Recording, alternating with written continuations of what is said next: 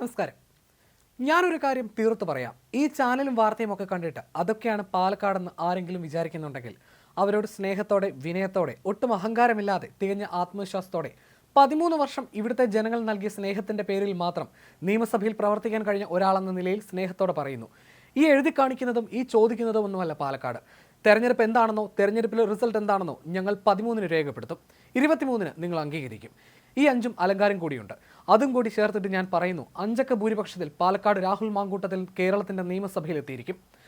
പാലക്കാട്ടെ തിരഞ്ഞെടുപ്പ് പ്രചാരണം ഏകപക്ഷീയമായി നടത്തുന്നുവെന്ന ആരോപണത്തിന്റെ പേരിൽ KPCC അധ്യക്ഷൻ തന്നെ താക്കീത് ചെയ്തുവെന്ന വാർത്ത പരന്നപ്പോൾ ഷാഫി പറമ്പിൽ പൊതുവേദിയിൽ തുറന്നടിച്ചതാണ് ഈ വാക്കുകൾ. BJPയും CPMും ഷാഫിയെ വില്ലൻ കഥാപാത്രമാക്കി മാറ്റിയെങ്കിലും അവസാന ചിരി ഷാഫിയുടേതായിരിക്കുന്നു. രാഹുൽ 18,840 വോട്ടിന്റെ റെക്കോർഡ് ഭൂരിപക്ഷത്തിൽ ജയിച്ചു കയറുമ്പോൾ സംസ്ഥാന കോൺഗ്രസിനുള്ളിൽ VD സതീശിനൊപ്പം അതിശക്തനായി മാറുകയാണ് ഷാഫി പറമ്പിൽ. സതീശനും ഷാഫിയും രാഹുലും ചേർന്നാണ് കോൺഗ്രസിൽ കാര്യങ്ങൾ തീരുമാനിക്കുന്നതെന്ന് ആരോപിച്ചാണ് ഡോക്ടർ P സരൻ പാർട്ടി വിട്ടത്. പാലക്കാട് തമ്പടിച്ച് ഷാഫി പറമ്പിൽ തന്റെ നോമിനിക്കായി രാപകലെന്നെ പണിയെടുത്തു. നീല ട്രോളി ബാഗ് ആരോപണങ്ങളെ അടക്കം സധൈര്യം നേരിട്ടു. KPCC പ്രസിഡന്റ് K സുധാകരനും ഷാഫിയുടെ പ്രവർത്തനങ്ങളെ പിന്തുണച്ചു. താക്കീത് ആരോപണം വന്നപ്പോഴും സുധാകരൻ ഒന്നും മിണ്ടിയില്ല. 13 വർഷമായി പാലക്കാട്ടെ ജനമനസ്സറിയാവുന്ന ഷാഫിയുടെ നീക്കങ്ങൾ ഫലം കണ്ടു. പാലക്കാട് MLA ആയിരുന്ന ഷാഫി പറമ്പിൽ ലോക്സഭാ തെരഞ്ഞെടുപ്പിൽ വടകരയിൽ മത്സരിച്ച് വിജയിച്ചതോടെയാണ് മണ്ഡലത്തിൽ ഉപതെരഞ്ഞെടുപ്പ് പ്രഖ്യാപിച്ചത്. പത്തനംതിട്ടയിൽ നിന്നുള്ള രാഹുൽ മാങ്കൂട്ടത്തിൽ പാലക്കാട് എത്തുന്നതിൽ ഒട്ടേറെ പ്രാദേശിക കോൺഗ്രസ് നേതാക്കൾക്ക് എതിർപ്പുണ്ടായിരുന്നു. പാലക്കാട്ടെ പ്രാദേശിക കോൺഗ്രസ് നേതൃത്വം സ്ഥാനാർത്ഥിയായി നിർദ്ദേശിച്ചത് K മുരളീധരനായിരുന്നു. DCCയുടെയും പാലക്കാട് MPയായ VK ശ്രീകണ്ഠന്റെയും വിയോജിപ്പുകളെയും മറികടന്ന് രാഹുൽ സ്ഥാനാർത്ഥിയായത് ഷാഫിയുടെ ആത്മവിശ്വാസത്തിന്റെ ബലത്തിലാണ്. K മുരളീധരനെ പാലക്കാട് സ്ഥാനാർത്ഥിയാക്കണമെന്ന് പാലക്കാട് DCC ഹൈക്കമാൻഡിനോട് ആവശ്യപ്പെട്ടെങ്കിലും ഷാഫിയുടെ നിർദ്ദേശമാണ് നടപ്പായത്. രാഹുൽ മാങ്കൂട്ടത്തിലിനെ സ്ഥാനാർത്ഥിയാക്കിയതോടെയാണ് മത്സരിക്കാൻ മോഹിച്ചിരുന്ന P സരൻ കോൺഗ്രസ് വിട്ട് എതിർ സ്ഥാനാർത്ഥിയായി മാറിയത്. കോൺഗ്രസ് നേതാവായ AK ഷാനിബ് പാർട്ടി വിട്ടതിന് പുറമെ DCC സെക്രട്ടറി ഷിഹാബുദ്ദീൻ പരസ്യമായി രാഹുലിനെതിരെ രംഗത്ത് വരികയും ചെയ്തു. എന്നാൽ ഷാഫിക്കും രാഹുലിനും ഒപ്പം നിന്ന VD സതീശൻ അടങ്ങിയ നേതൃത്വം ഈ എതിർപ്പുകളെയും വിയോജിപ്പുകളെയും അവഗണിക്കുകയായിരുന്നു.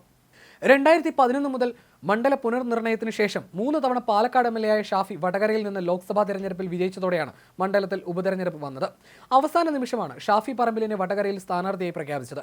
തൃശൂരിൽ സുരേഷ് ഗോപിക്കെതിരെ ശക്തനായ സ്ഥാനാർത്ഥിയായി K മുരളീധരൻ വേണമെന്ന് കോൺഗ്രസ് തീരുമാനിച്ചതിനെ തുടർന്നാണ് ഷാഫിക്ക് വടകരയിലേക്ക് പോകേണ്ടി വന്നത്.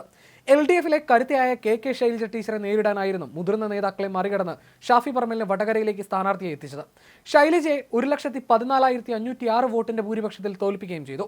2019-ൽ K മുരളീധരൻ നേടിയ ഭൂരിപക്ഷത്തിനേക്കാൾ കൂടുതലായിരുന്നു ഇത്. എന്നാൽ പാലക്കാട് നിന്ന് യാത്ര തിരിക്കും മുൻപേ തന്റെ പിൻഗാമിയായി താൻ പറയുന്ന ആളെ നിർത്തണമെന്ന് ഷാഫി കോൺഗ്രസ് നേതൃത്വത്തിനോട് ആവശ്യപ്പെട്ടിരുന്നു. അങ്ങനെ പാലക്കാട് രാഹുൽ മാങ്കൂട്ടത്തിലിനെ മത്സരിപ്പിക്കണമെന്ന ഷാഫിയുടെ ആവശ്യം കോൺഗ്രസ് നേതൃത്വത്തിന് നടപ്പാക്കേണ്ടി വന്നു. അതിനാലാണ് തിരഞ്ഞെടുപ്പ് പ്രഖ്യാപിച്ച് 1 മണിക്കൂറിനുള്ളിൽ തന്നെ രാഹുലിനെ കോൺഗ്രസ് സ്ഥാനാർത്ഥിയായി പ്രഖ്യാപിച്ചത്. BJPയോട് ഇടഞ്ഞു നിന്ന സന്ദീപ് വാര്യർ CPMലേക്ക് പോകുമെന്ന അഭ്യൂഹം നിലനിൽക്കവെയാണ് എല്ലാവരെയും ഞെട്ടിച്ചുകൊണ്ട് കോൺഗ്രസിൽ ചേരുന്നത്. അതീവ രഹസ്യ നീക്കത്തിന് പിന്നിൽ VD സതീശനൊപ്പം ഷാഫി പറമ്പിലും ചുക്കാൻ പിടിച്ചു. സന്ദീപ് നടത്തിയ മുസ്ലിം വിരുദ്ധ പ്രസ്താവനകൾ ഉൾക്കൊള്ളിച്ച് സിറാജ്, സുപ്രഭാതം എന്നീ ദിനപത്രങ്ങളിൽ സരിന് വേണ്ടി വോട്ട് അഭ്യർത്ഥിച്ച് CPM നൽകിയ പരസ്യം ബൂമറാങ്ങായി മാറി. CPM നടത്തുന്ന വർഗീയ കളിയുടെ ഭാഗമാണിതെന്ന പ്രചാരണം വ്യാപകമാക്കാൻ ഷാഫിക്കും ടീമിനും കഴിഞ്ഞു. തിരഞ്ഞെടുപ്പിൽ രാഹുലിന്റെ ഭൂരിപക്ഷം ഉയർത്താൻ ഇത് സഹായകമായി എന്നാണ് വിലയിരുത്തേണ്ടത്. ഉമ്മൻചാണ്ടിയുടെ പ്രവർത്തനങ്ങളാണ് ഷാഫി മാതൃകയാക്കിയത്. പാലക്കാട് MLA ആയി ജനങ്ങൾക്കിടയിൽ വലിയ സ്വാധീനമുണ്ടാക്കി. പാലക്കാട് മണ്ഡലത്തിൽ നിന്ന് വടകരയിലേക്ക് ഷാഫിയെ കരഞ്ഞുകൊണ്ടാണ് ജനങ്ങൾ യാത്രയാക്കിയത്. പാർട്ടി പ്രവർത്തകർക്കൊപ്പം സാധാരണക്കാരായവരും ഷാഫിക്കരികിൽ എത്തുന്നതും കണ്ണീരോടെ ഷാഫിയെ യാത്രയക്കുന്നതും കണ്ടു. വടകരയിലെത്തിയപ്പോഴും വമ്പൻ സ്വീകരണമായിരുന്നു.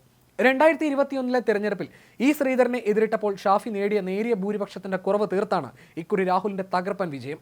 2005-ൽ KSU പാലക്കാട് ജില്ലാ സെക്രട്ടറിയായ ഷാഫി ജില്ലാ പ്രസിഡന്റായും പിന്നീട് സംസ്ഥാന ജനറൽ സെക്രട്ടറിയായും സംസ്ഥാന പ്രസിഡന്റുമായി മാറി. 2011-ൽ KSU സംസ്ഥാന പ്രസിഡന്റ് ആയിരിക്കവെയാണ് പാലക്കാട് നിന്ന് ഷാഫി നിയമസഭയിലേക്ക് തിരഞ്ഞെടുക്കപ്പെടുന്നത്. MLA ആയിരിക്കെ തന്നെ 2020-ൽ ഷാഫി പറമ്പിൽ യൂത്ത് കോൺഗ്രസ് പ്രസിഡന്റായി തിരഞ്ഞെടുക്കപ്പെട്ടു. തൃത്താല പരാജയത്തോടെ VT ബൽറാം നിറം മങ്ങിയ വിടവിൽ ഷാഫി കയറി വന്നു. ഉമ്മൻചാണ്ടിയെ പോലെ ജനങ്ങളുടെ ഉള്ളറിഞ്ഞ് പെരുമാറാനും പ്രതികരിക്കാനുമുള്ള കഴിവാണ് ഷാഫി പറമ്പിലിനെ വേറിട്ട് നിർത്തുന്നത്. ഷാഫി കോൺഗ്രസിലെ അനിഷേധ്യനായ നേതാവായി മാറുന്നതും അങ്ങനെയാണ്.